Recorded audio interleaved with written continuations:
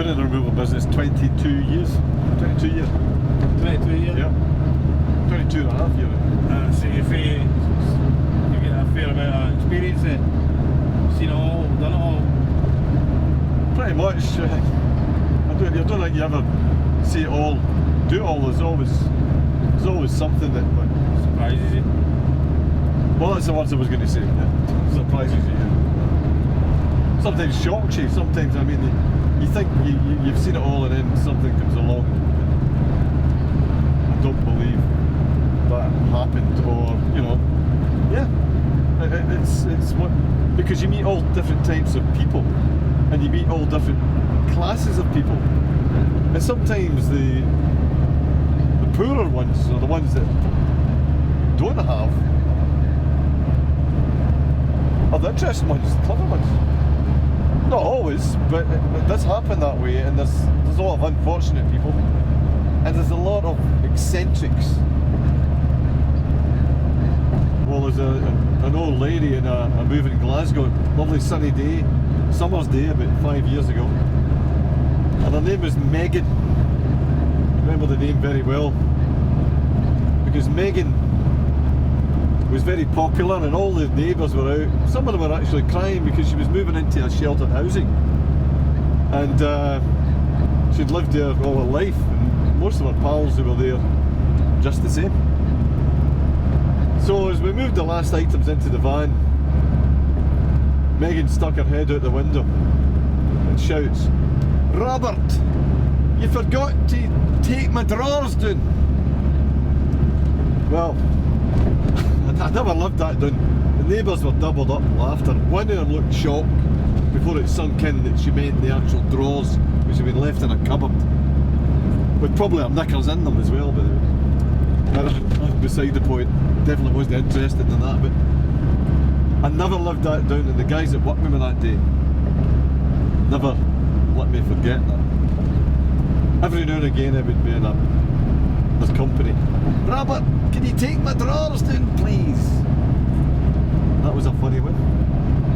And anyway, one of the funniest thing about that was this: when I went up, and they were all laughing and making wee comments about me getting in there. Oh, what are you up to? Our neighbours, and laughing about it. I discovered she still had a clue about the innuendo that she just said. Because I had said to her, I said, your neighbours are all laughing at you. And she said, why are they laughing at me? They like me. I says, no, they're laughing at me because you asked me to take the drawers down. Well, there were drawers. You've forgotten them. And I told you they were in the cupboard. I just left it at that and I walked out.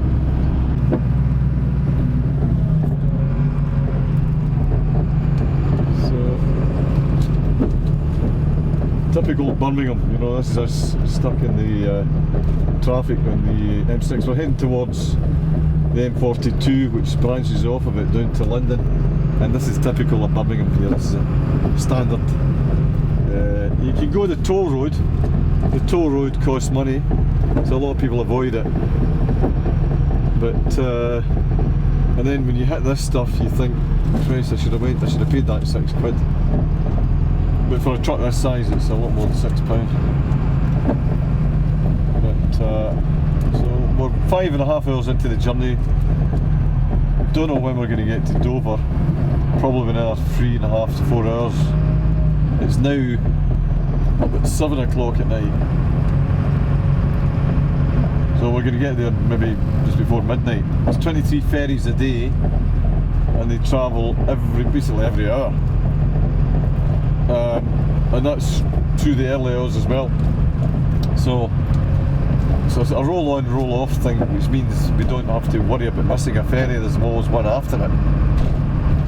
And then once we go over there, we're going to have a break. We've got a sleeper cab and stuff like in here. We've got a place there we can rest for about 4 or 5 hours. We get something to eat first, then get a rest, set the alarm, and set off in time to travel, to be at a reasonable time in the morning at the destination to do the job, and I'll contact the customer an hour before I arrive, which should come up in the sat-nav roughly. It depends on traffic, as we see here.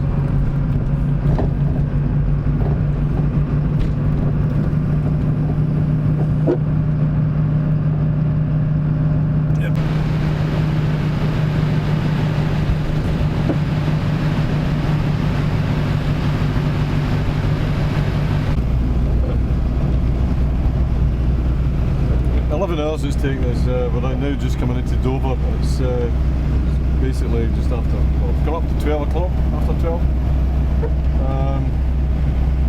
Probably the ferry in about an hour or so. And have a rest.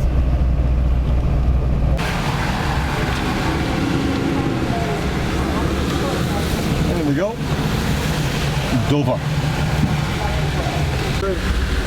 I'm tired. We've arrived at Dover. Just looking forward to getting on the ferry and getting moving, and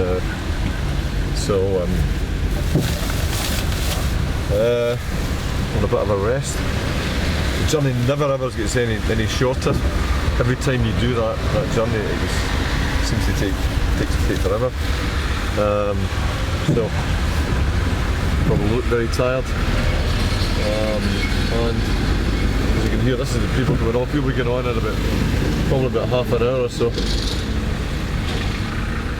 Grab a snack to eat and hopefully not fall asleep and miss the disembarking in France. When we go over there, we're going to have I'm going to sleep in the sleeper cab. I've got a vehicle here now that's got a sleeper cab up top. So when we crash out, set 2 alarms. Willie will set his and I'll set mine just in case we missed the alarm. And then set off to hopefully arrive between 9 and say 9 and 10 in the morning at the latest to load up Mrs. Inglis, is her name. Very nice woman who loves France. She's got a beautiful place here, but her husband's not very well. I think they're coming back because she's reluctant, but she obviously loves her man enough to accept that he's not well enough, and they're coming back home. And I've got the honour of going over and seeing the beautiful place and bringing them back, put them into my stories and deliver them to their new place in whatever, somewhere in Scotland when they get it. But I've got my windscreen wipers on. You let me get these switched off at the moment. That's it. So yeah, I'm tired. There's a lot of pauses in what I'm saying. That's because I am tired, and I hope I hear my alarm. That's all I can say. And one more thing. Stop saying okay, Robert, stop saying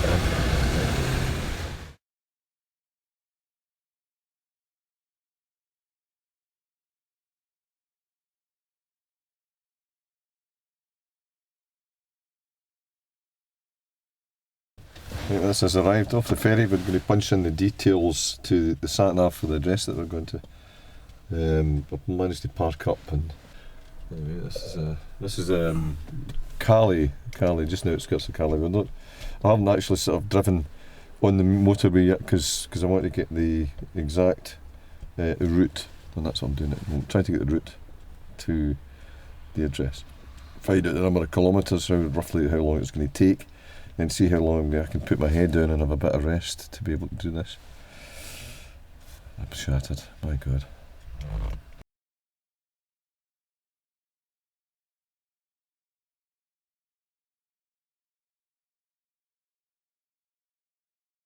So we're just going by Paris at the moment. We're joining the A3 to the A104. So we've been through about 3 tolls already. There's another one in about 40 kilometres down here, probably less.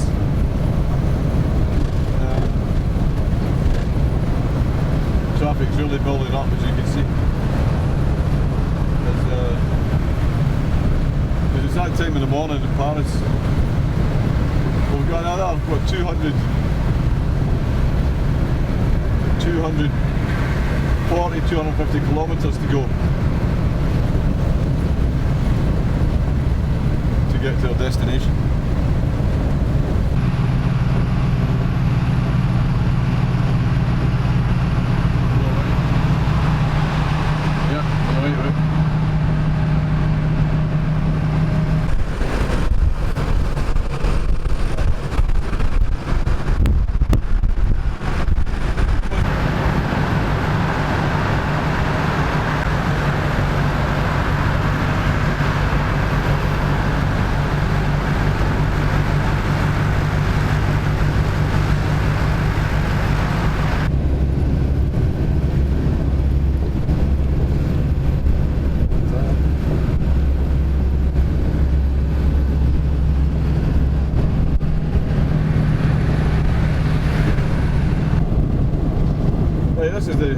This is the bread basket of Europe here. This is we're getting to the centre part of France here, pretty flat.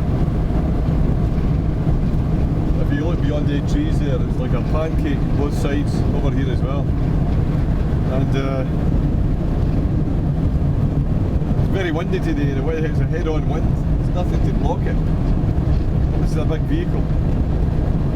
Fortunately it's a bit of a workhorse that can pull against it, but I'd much prefer the one behind us. We want to get to the job. We've got another 2 hours to go before we get there, and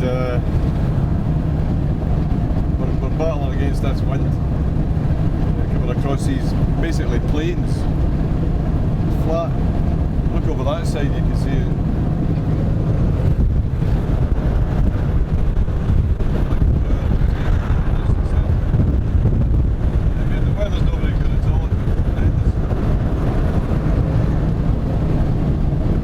Actually cold, but it's very autumnal, very in between summer and winter. There's other bits of France, southern part down near the Pyrenees before it goes into Spain, and the southeastern part where it goes in. Basically you get Mont Blanc, you get the Alps there. And it's next to Austria and Switzerland. Now those parts are beautiful.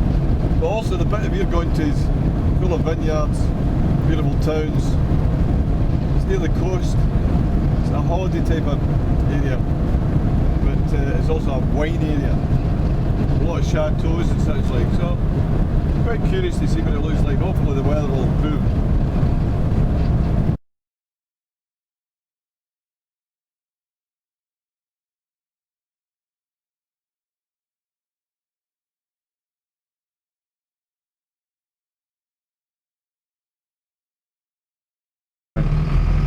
Okay, that's us. The service is just it's now sunshine, had a certain amount of sleep. It's sunny, wonderful day.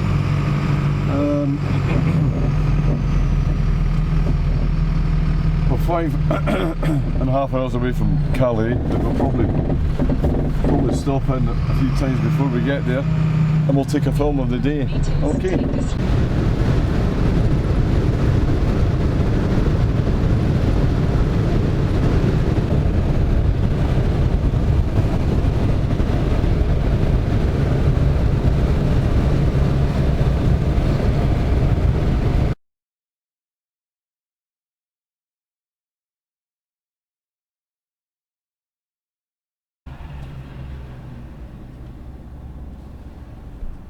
Right, look. Look at this here. Why has it got a fucking arrow coming up? It's telling us enough what right way, but it's fucking pointing. Look, see if we go the whole map, see if you go right back. Is it taking us to the right place? I don't even know where coming from or going to yet. See this here, see that there, look at this, look, watch this. First swing the map round to get, let's see where we are. Right. Swing the map round there, there's Britain up there, right, okay? Look at this, right? Somehow or other, there's Lyon down there, right? Why are we heading to Lowell? This parish there. Our route was up over there. It's got the arrow in the middle of fucking nowhere where we are meant to be, right? There. Mm-hmm. So now zoom into the arrow. Zoom into the arrow. This is where we are at the moment. And the services though, that's showing us, remember? We just come off. But what it's got arrows going up this way, right? That's the way we went to be going, right? Mm-hmm. So, but we'll know we're heading the other way, we're heading towards here. And we fucking doing there. Lyon, which is. There's the wrong way. So we've got to go back up here.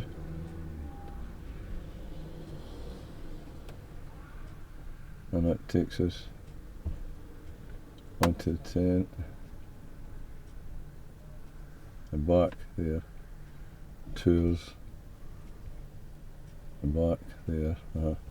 Bring that round. So that's right, that takes us up, and it takes us back onto that route we were before. 5 hours 14 minutes. Now,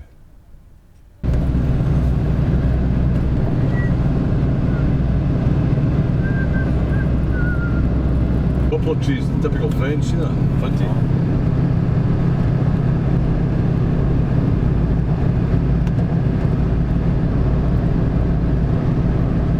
That's the typical French countryside with the water tower. That view there is nice.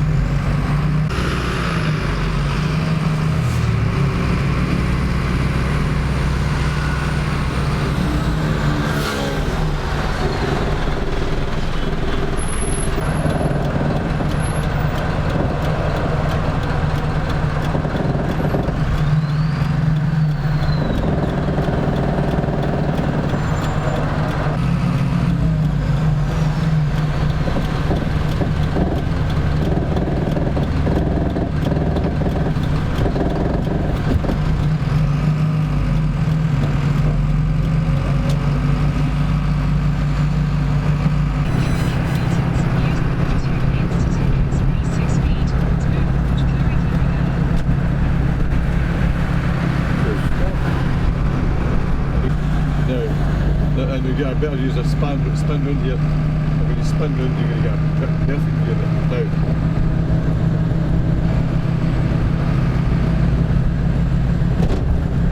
Now,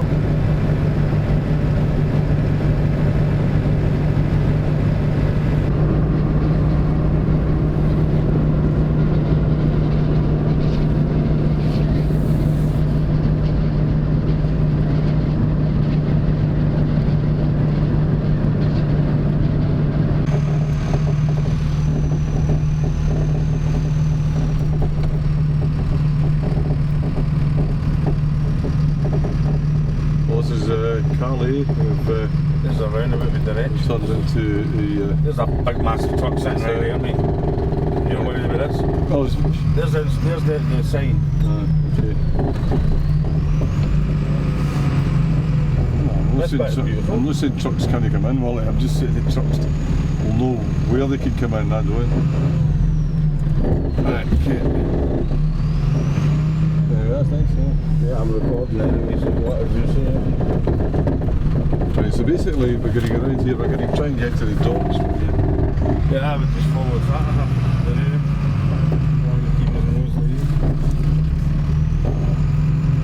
It's telling us to go that way, isn't it?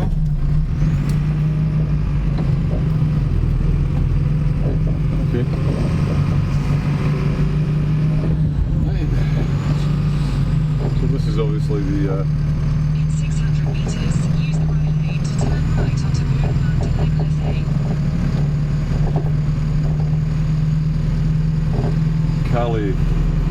made it back to the docks, well nearly the docks, we're not quite there yet. Beautiful. Never seen this part of Calais before because we normally just come straight from the docks, drive onto the main motorways and away. Turned into it and to discover that most of the streets